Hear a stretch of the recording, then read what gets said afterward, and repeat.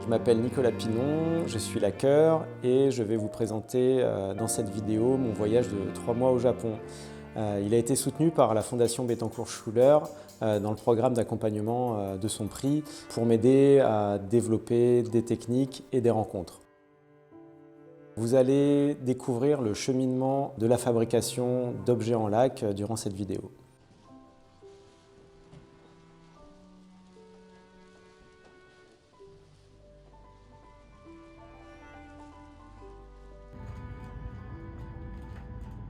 Là, on va dans la région d'Aomori, à Tako City, où j'ai rencontré Nakahata-san. Il est le dernier forgeron à fabriquer les outils qui permettent de récolter la laque.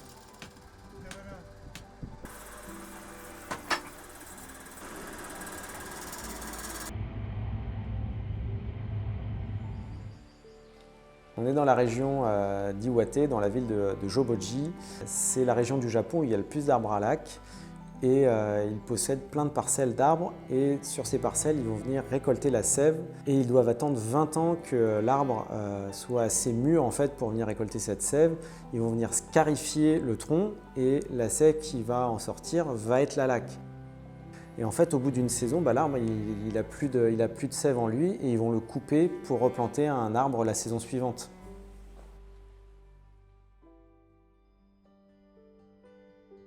Je me suis rendu ensuite dans l'atelier de la famille Tsutsumi qui se transmet le savoir-faire de la fabrication de la laque depuis plusieurs générations.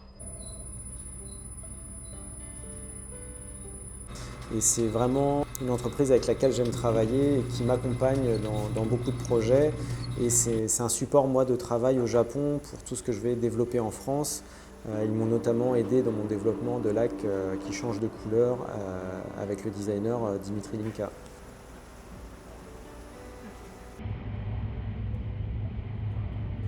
Je suis allé observer la fabrication des supports. La laque, elle s'applique sur une surface, et cette surface, la plupart du temps, c'est du bois. Et ce bois se concrétise sous la forme de bols, d'objets, même de décorations intérieures.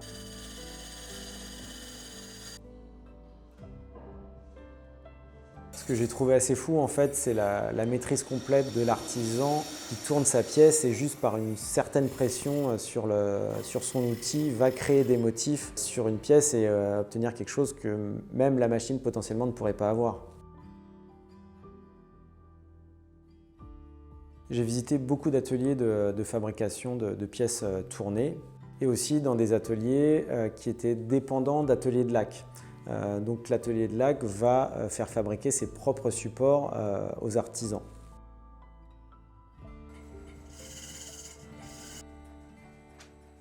Et ensuite, j'ai eu la chance de visiter l'atelier de laque, où ils vont appliquer cette laque sur des supports en bois. Il y a une multitude de couches qui sont appliquées et on va devoir poncer ces couches pour avoir un objet fini.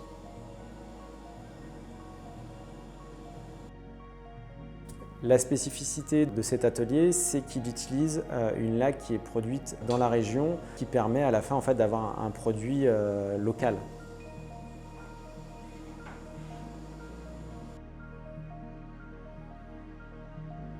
Lors de mon voyage, j'ai aussi eu la chance de rencontrer le laqueur Keiku Nishimura, qui tourne et laque ses propres pièces.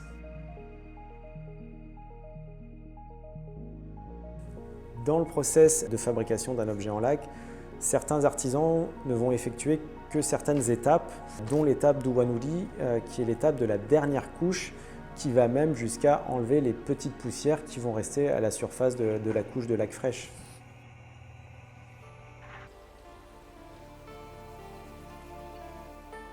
Ce voyage et toutes ces rencontres m'ont servi d'inspiration pour développer en parallèle de nouvelles techniques dans l'atelier de mon maître Nagatoshi Onishi dans la région de Chiba. L'idée de ce projet, en fait, c'était de sourcer du chanvre en France et au Japon pour mélanger les techniques, m'inspirer de mon maître et avec aussi ses bons conseils pour développer ces nouveaux objets. L'idée est de mouler des pièces. Dans le futur, on travaillera sûrement sur la compression, mais l'idée de ce voyage au Japon, c'est de travailler sur le moulage et de mouler ces fibres pour en obtenir des objets rigides. Et intégrer ce travail de la laque dedans permet d'avoir un objet fibré, végétal et durable.